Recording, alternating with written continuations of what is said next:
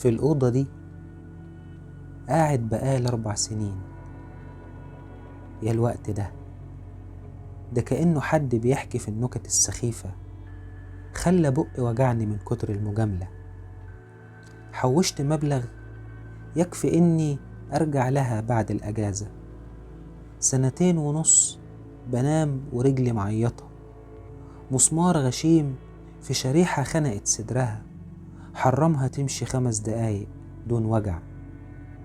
تأميني إيده قصيرة ما تودنيش مستشفيات، وأنا مش رحيم عشان أصرف الريالات بتاعتي على المرض.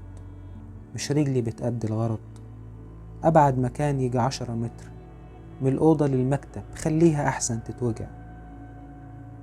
أرجوك يا رب، مش حملة أي قرار إزالة يخص قلبي.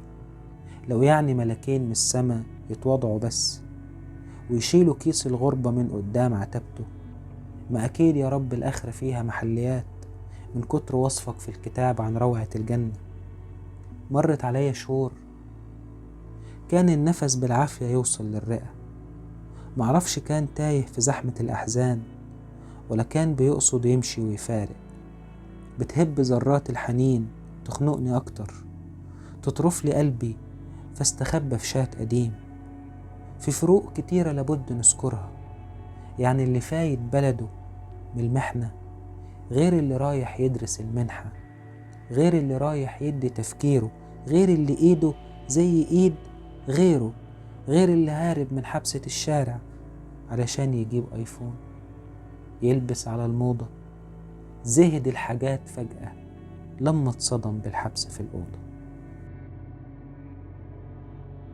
تعبان قوي زي اللي طالع لل11 على السلالم ودى رمل. محبط قوي زي اللي نازل من 11 على السلالم ودى رمل الناس غلط. وكمني يعني لوحدي في الغربة نزلت عليا الذكريات بالشوم، ومع الأسف حلوة عينين الحلم تشبه عينين البوم. أبوس إيديكم ما تسألوش مالي، القلب أخرس واللسان كذاب، الشوف طاعون والعمى مرفوض.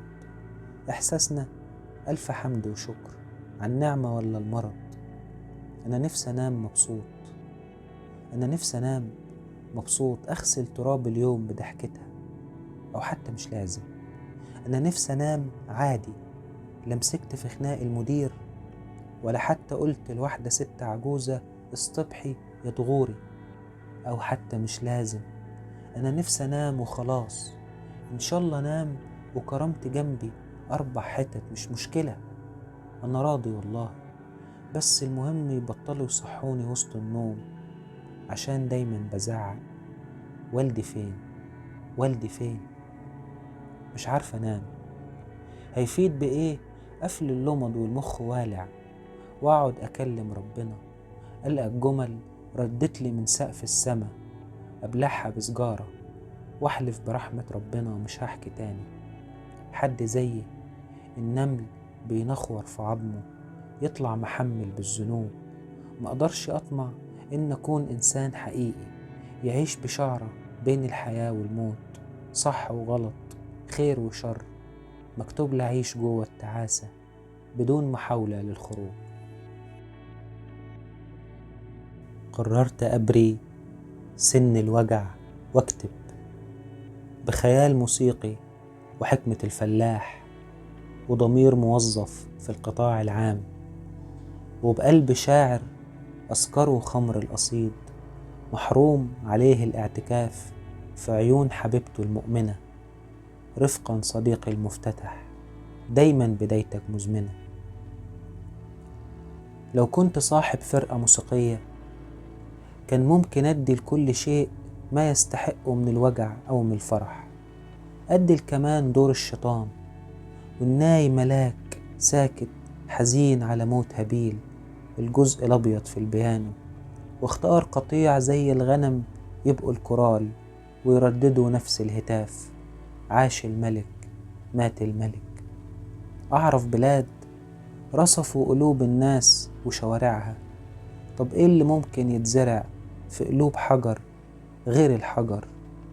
قلبي يا غيط الفلاحين، بينك وبين وحش المدينة عروسة سمرة بتبتسم، وربابة وابو زيد الهلالي وفاس بيشكي من الرطوبة، اكمنه أكتر من سنة حارمينه من شمسه.